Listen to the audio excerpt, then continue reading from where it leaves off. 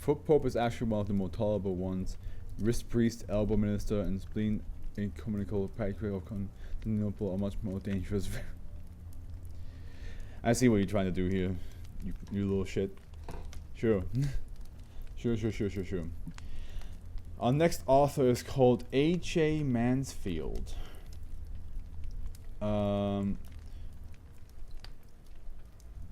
They've written... Yeah, they've written a couple stuff. But most of it seems to be either tales. It seems to be tales, a lot of them. They wrote like 3 SCPs from the looks of it. And this is going to be the first SCP from them that we get to read. So H.A. Mansfield, your SCP is Demon Gate Amplifier. Pretty dope name. God, oh, for fuck's sake. I saw a whole bunch of scientific jargon and I was like, oh no. Object class, Euclid. Special containment procedures, SCP-2167 is to be stored in a... Is this the one you told me? That's gonna have a lot more scientific jargon. It's to be stored in a soundproofed containment locker connected to a CD player for 5 W speakers measuring a minimum of 4 on the infinite grade. How the hell is there still 4.5k left? We're almost done. How is there still that much left?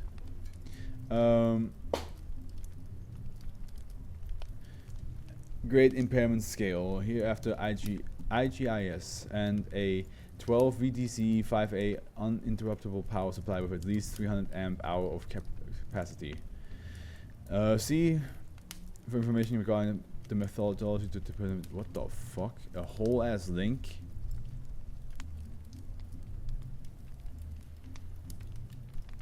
This I can't be reached. Okay, not gonna look at that link then. The speakers are to be positioned around SCP-2167 at 90 plus minus 5 degree angles at a maximum distance of 0.5 meters. The locker is also to contain a small number of music CDs and vinyl records containing non-sensitive material alongside SCP-2167. All adjustment knobs on SCP-2167 are to be kept at the minimum possible value. The CD player is to be configured to continuously play classical music at a very low volume. No other speakers or audio devices are to be brought within 10 meters of the containment area at any time, or used in areas directly above or below containment. All sound recordings are to be stored securely and deleted once no longer needed. SCP-2167 is to be internally inspected at least once per month for any signs of wear or potentially failure of any of its components. Any components showing signs of wear are to be replaced. All electrolytic capacitors are to be tested, and any capacitor showing values outside its nominal tolerance is to be replaced with an equivalent part. I need to check on Silver real quick. How tired is she? I think it's time for her to say goodnight.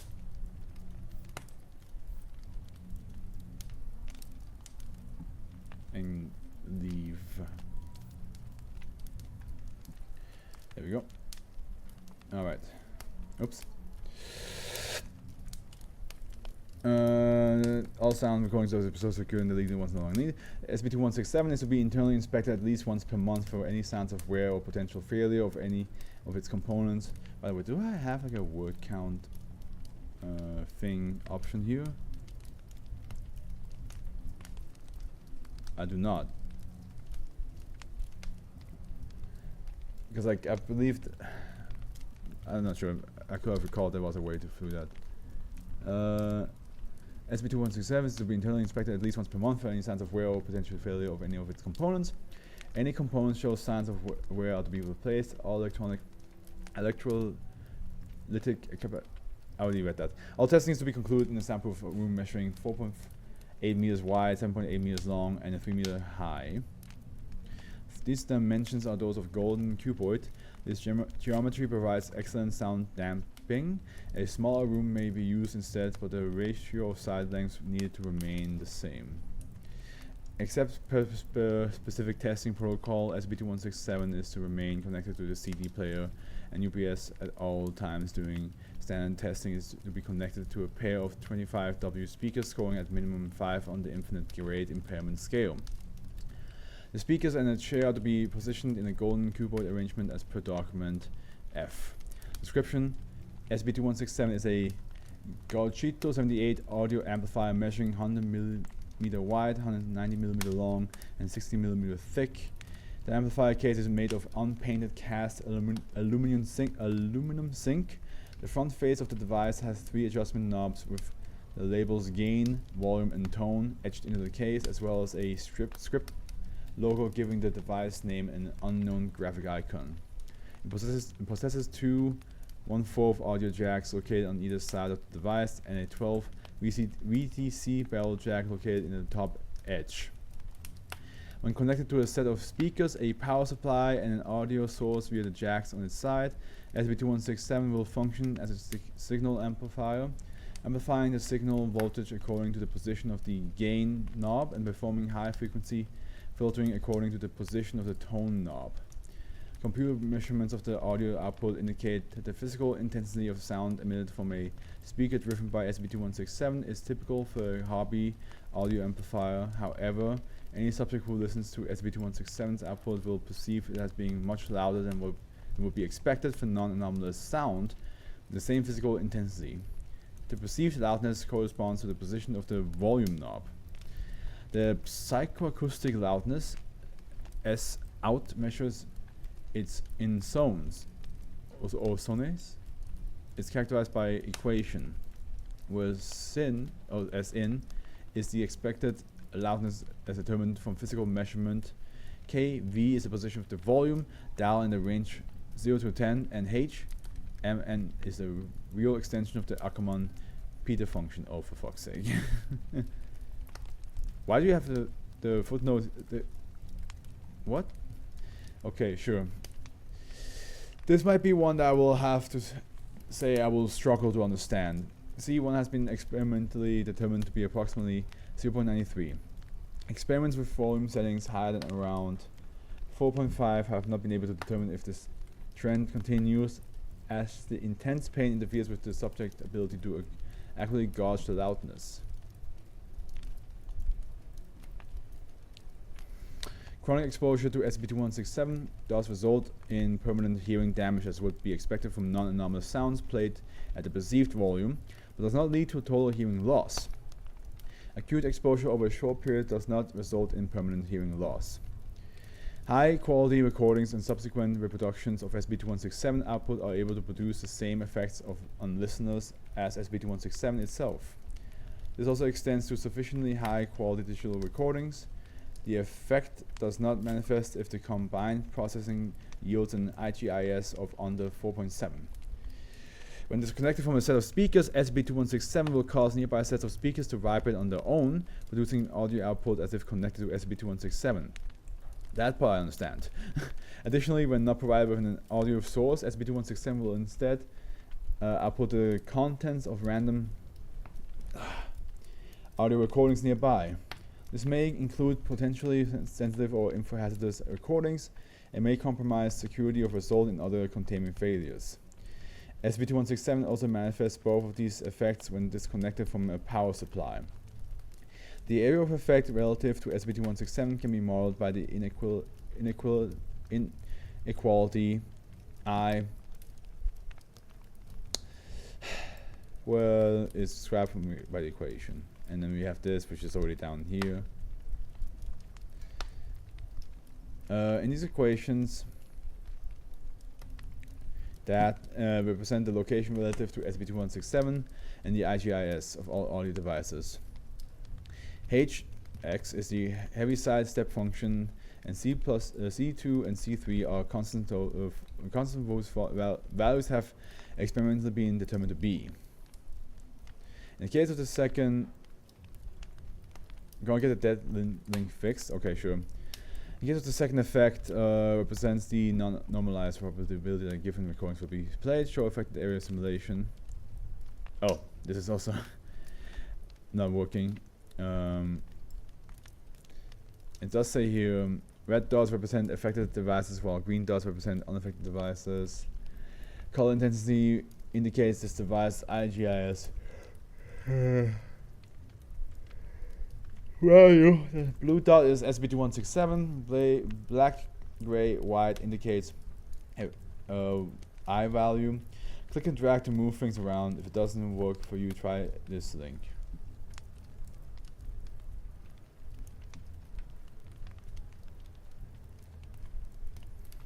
Okay.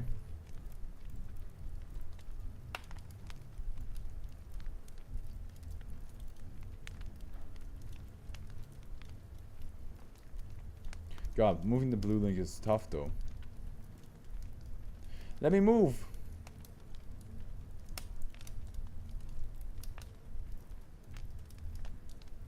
Okay. Interesting.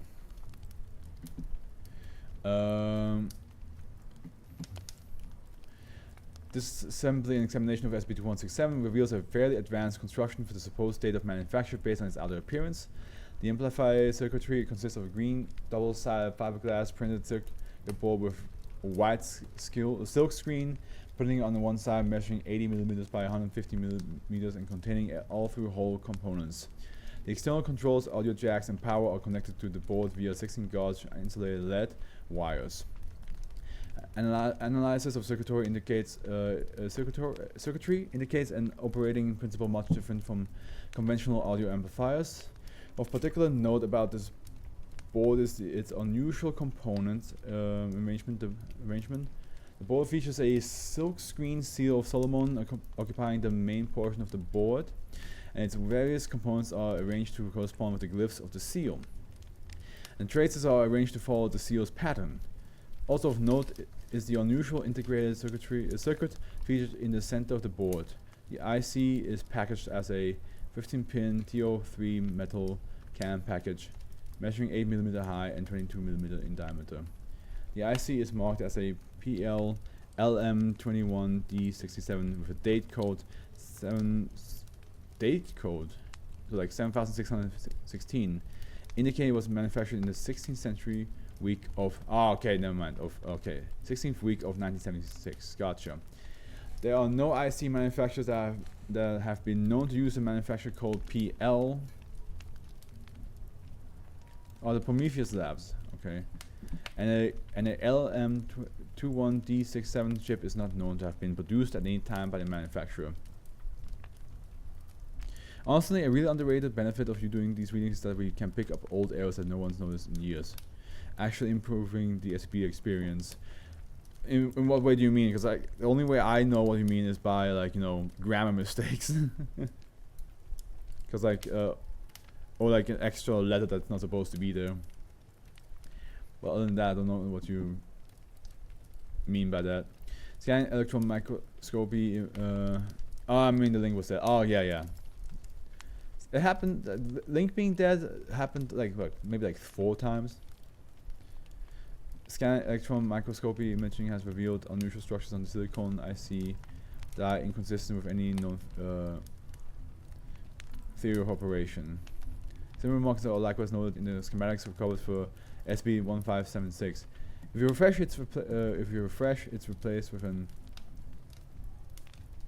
let me refresh this. See this paper.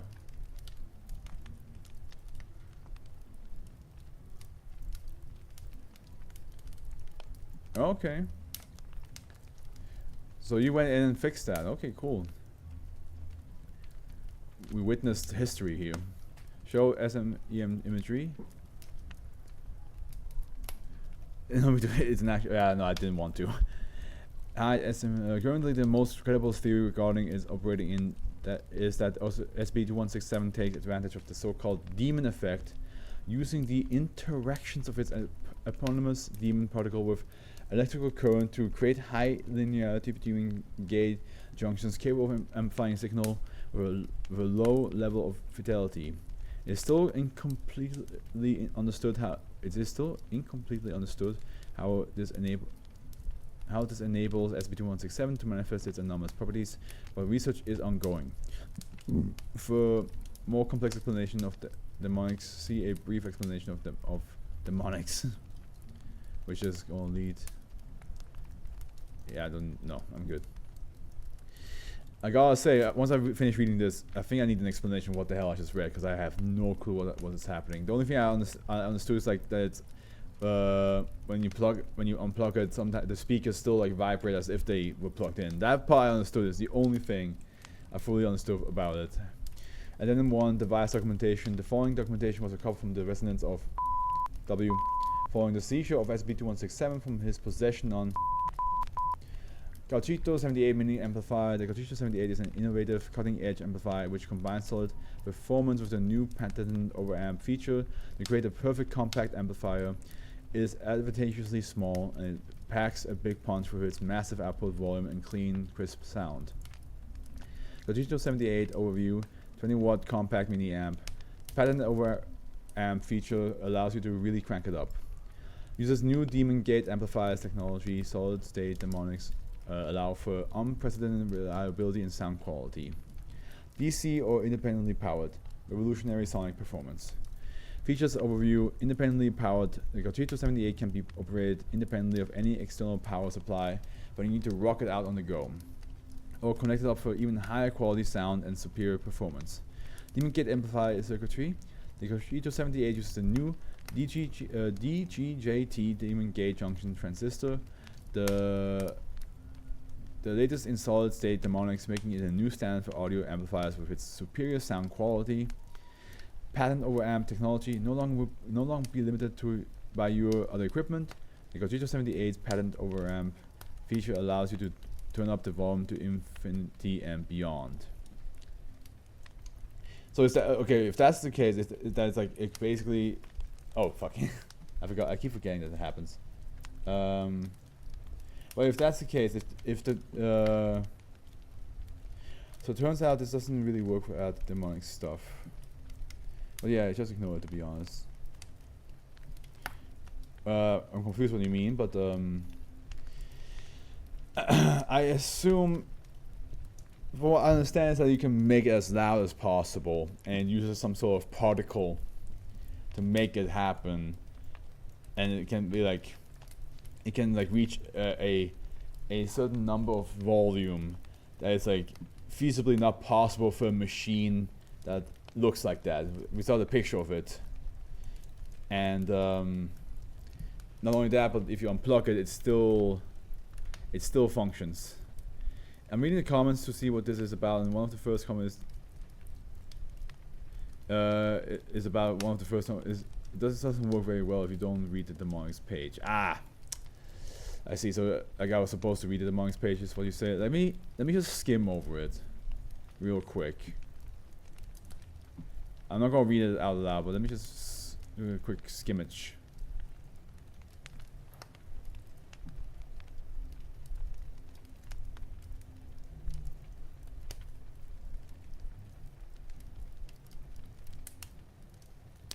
There's too much to skim. Nah, I'm good. I'm good. That's a shame.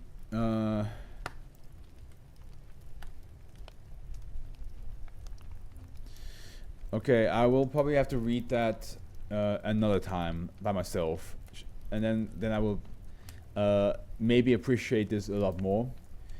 I mean, right now the thing that is very tough for me is that I don't understand a lot of like science babble. Well, I understand the basics, I understand some of the maths, but like if you just go off and just talk like that the entire time, then I'm just gonna be like, I can't keep up. There's too many numbers to keep track of while also trying to figure out what this thing does. So, but I will read the mnemonics page maybe tomorrow before I head to my flight. By myself, like a quick like read through it and be like, oh, now okay, now it makes sense. So for people watching the video, there's a high chance that right now I don't understand it, but then future me will. Well, future me for the stream, past me from when this video comes out. Who knows? Now I get it. Most of the comments is complimenting the technical writing. Yeah, that's something I cannot. That's the part I cannot keep up with. The meat of the article is probably something that doesn't appeal to you. Yeah, it basically doesn't. You're right. But I don't judge an article if it's using a style that I cannot follow, you know.